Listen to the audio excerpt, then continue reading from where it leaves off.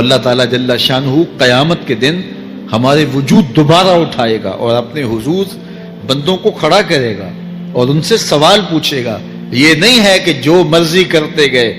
ایک آدمی نے ظلم کیا، جبر کیا، زیادتیاں کی، لوگوں کا حق لوٹا، لوگوں کا مال غصب کیا، عزتیں پامال کی، اور اتنا مؤثر تھا کہ عدالتیں وہ خرید لیتا تھا، کچہریاں وہ خرید لیتا تھا، پولیس وہ خرید لیتا تھا، کوئی سے پوچھنے والا نہیں تھا، اس کی بات چلتی تھی، اس کا فون چلتا تھا، اس کا رکا چلتا تھا، عیش و عشرت کی زندگی گزاری اور مر گیا. ہزاروں کے حق غصب کر کے، ہزاروں کا مال ہڑپ کر کے، لوگوں کی آبروئیں لوٹ کے مر گیا اور قبر میں چلا گیا. بس قصہ ختم. اب نہ وہ اٹھے گا نہ اس سے حساب لیا جائے گا. تو پھر انصاف کہاں گیا؟ ایک عدالت ایسی ہونی چاہیے کہ جس عدالت میں اس کو بھی پکڑا جائے اور ٹکٹکی پہ باندھا جائے کہ دنیا پر تو کسی نے تجھے پکڑا نہیں، آ اس عدالت میں تیرے خلاف سلطانی گواہ بھی موجود ہیں اور تجھے گناہوں کا، جرم کا بدلہ بھی دیا جائے گا، اور منصف جو ہے وہ انصاف کرے اور ان مظلوموں کو کھڑا کیا جائے کہ دنیا پر تو تمہاری داد رسی کسی نے کی، اس دربار میں تمہاری پوری پوری داد رسی کی جائے گی. عقل مانتی ہے کہ ایک ایسا دربار ہونا چاہیے، ایسا احتسابی عمل ہونا چاہیے، ایک ایسی عدالت لگنی چاہیے کہ جس کا کہیں جسے انصاف نہیں ملا اس کو وہاں جا کے انصاف ملے. اور وہ دن قیامت کا دن ہے. اس کا یقین زندگی میں نظم پیدا کر دیتا ہے اور تھر تھر بدن کانپتا ہے کہ آج اگر ہم مؤثر بھی ہو جائیں اور کسی کے سامنے جواب دے نہ ہوں، لیکن ایک عدالت تو ہے جہاں ہم نے جواب دہ ہونا ہے اور اپنے ایک ایک عمل کا حساب دینا ہے.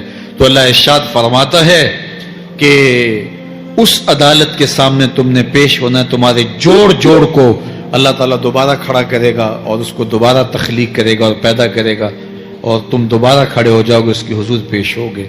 اللہ اکبر. یسأل ایان یوم القیامہ. پھر پوچھتا ہے اچھا قیامت کب آئے گی؟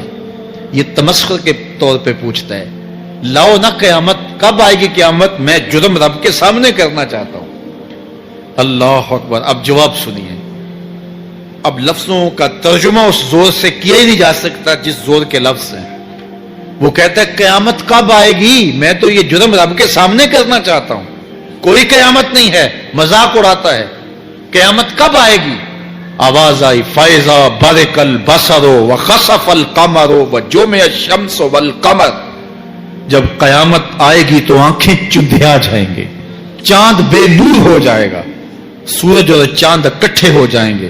یقول الانسان یومئذ این المفر. آج جو کہتا ہے کہاں ہے قیامت، اس دن بھاگتا پھرے گا. کوئی پناہ گاہ ہو بتاؤ، کوئی ہے ٹھکانہ چھپنے کا، کوئی پناہ گاہ ہے؟ کلا لا وزر. آواز آئے گی کوئی ٹھکانہ نہیں ہے. آج کوئی ٹھکانہ نہیں ہے. الی ربک یومئذ المستقر. اگر ٹھکانہ ہے تو صرف رب کے پاس ہے. انہیں ٹھکانہ ملے گا جو رب کے بندے ہیں اور اس کی دہلیز پہ آنے والے ہیں.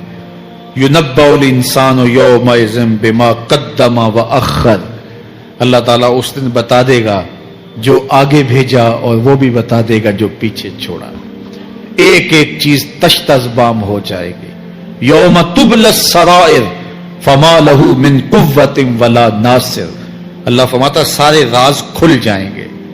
جو بند کمروں میں جرم کیے، داد عیش دیتا رہا، وہ بھی کھل جائیں گے. اور پھر کوئی طاقت نہیں ہوگی، کوئی زور نہیں ہوگا، کوئی زر نہیں ہوگا جو اس کو بے نقاب ہونے سے بچا سکے.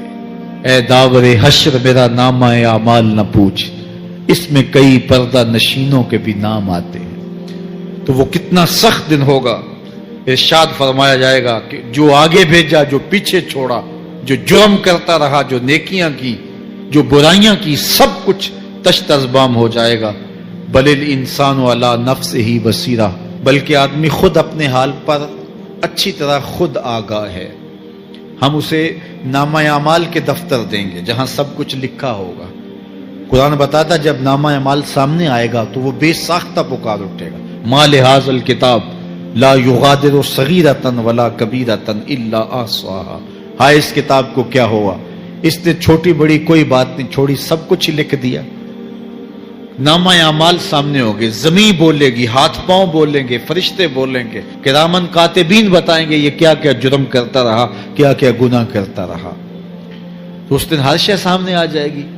تو یہ تو ثبوت ہوں گے ہی ہوں گے، لیکن اللہ فرماتا ہے ثبوت تو اپنی جگہ، لیکن بل الانسان علی نفسہ بصیرہ، کیا انسان کو خود نہیں پتا کہ وہ کہاں کھڑا ہے؟ اس کو اپنے جرائم کی فہرست خود یاد ہے، اس کے ضمیر پہ خود اس کا بوجھ موجود ہے۔ اسے یہ نامہ اعمال نہ بتاتے، فرشتے نہ بتاتے، پھر بھی اسے پتا تھا کہ میں کیا ہوں اور کہاں میں نے جرم کیا ہے۔ وَلَوْ أَلْقَى مَعَاذِيرَهُ، اللہ اکبر، اگر اس کے پاس جتنے بہانے ہوں سب لا ڈالے، جب بھی کوئی اس کا بہانہ نہیں سنا جائے گا۔ قیامت کا دن ہوگا، دنیا کے اوپر تو بہانوں سے انسان بچ نکلتا ہے۔ کوئی جھوٹ بول لیا، کوئی جھوٹا گواہ پیش کر دیا، کوئی مکر کر لیا، کوئی رشوت چل گئی، کوئی سفارش کام آ گئی، کوئی بہانہ تراش لیا، بات کو توڑ موڑ کے پیش کر لیا۔